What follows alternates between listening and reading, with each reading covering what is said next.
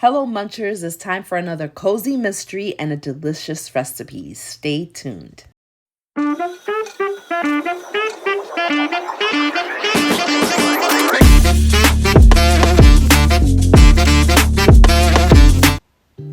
Welcome back, Munchers. So here are the ingredients to make your slow cooker apple cider meatballs. You're going to need about 30 to 40 frozen pre-made meatballs or your favorite recipe, 2 cups of apple cider, half a cup of maple syrup, 2 tablespoons of apple cider vinegar, 3 tablespoons of soy sauce, 1 teaspoon fresh grated ginger, 1 clove garlic minced, and 2 teaspoons cornstarch. And you're going to mix that up with a tablespoon of cold water. So I'm going to start to put all of these ingredients together inside of my slow cooker. And so while I am combining all of these ingredients, let me give you a little bit of backstory of Buttercream Betrayal. I'm going to read the synopsis straight from the author's book or website. And here it goes. Intent on getting their 2 mischievous dogs under control, Emery Martinez and her half-sister Vonnie join a group of dog training program led by Sean Parker. Now, with a graduation certificate just within grasp and a party to celebrate their hard-won achievements, what could go wrong? For starters, their 2 dogs have decided to wreak havoc during the party and tempers flare. It turns out not everyone is pleased with the dog trainer and his mother, the condo association president. Whispers of the mother and son's misbehavior, or worse, fly amongst the barks, whines, and growls of the canines. When Emery finds the body of Mrs. Parker amidst an explosive situation, it becomes apparent there is more truth to the whispers instead of just gossip. Could one of the canine-loving participants be responsible, or an outsider who hated her heavy-handed rule over the condo homeowners?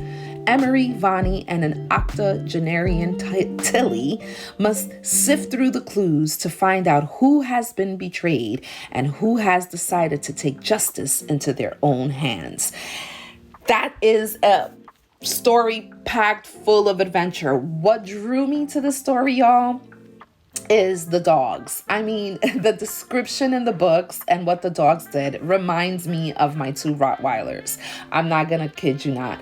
It so reminds me of Trinity and Neo and how I would, Felix and I, how we would react if we were to take our dogs to obedience school and all of the other dogs graduate, and they're all listening and obedient and our dogs are still running amok and causing embarrassment to us. And so I really love the story. I love the mystery behind it. It was just so much fun to read. It was a page turner. The protagonist, Emery Martinez, was super, you can relate to her as well.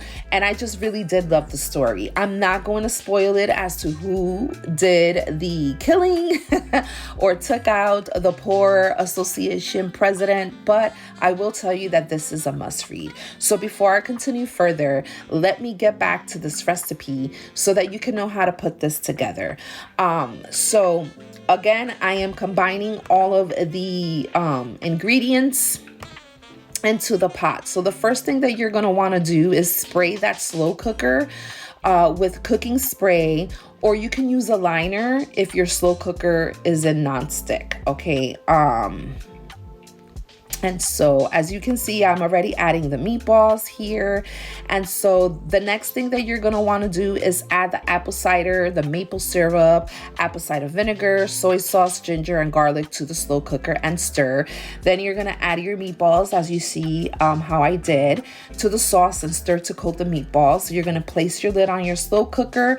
You're going to cook it on high heat for 3 hours or on low heat for 6 to 8 hours. And then you're only going to stir it once or twice during the cooking time. Okay, but somewhere along the line, my slow cooker wasn't working, so I ended up moving it over to the stove. So once you do all of that cooking, you're going to remove the meatballs from the slow cooker and you're going to return the slow cooker to high heat and cover. But like I said, I had to use mine. I had to do it and slow cook it on stovetop.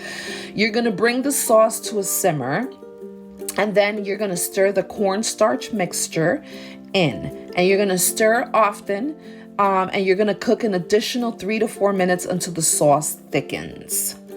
Now, moving on to the story again. Because the whole beautiful, the setting of the story where it takes place, again, the book starts off with a lot of adventure, a lot of mischievous activity going on with the pups. So, you know, the author does she writes a great setting and building up to the climax and the plot of the story, which truly, I love those types of books because it keeps me wanting to read more. And so I absolutely love it. As you can see here, I am turning over to the stove and adding in my little slurry mixture here so that it can thicken up the sauce so that we can turn in put back in the meatballs. But the story is really is an attention grabber, and that's what I love about those types of stories.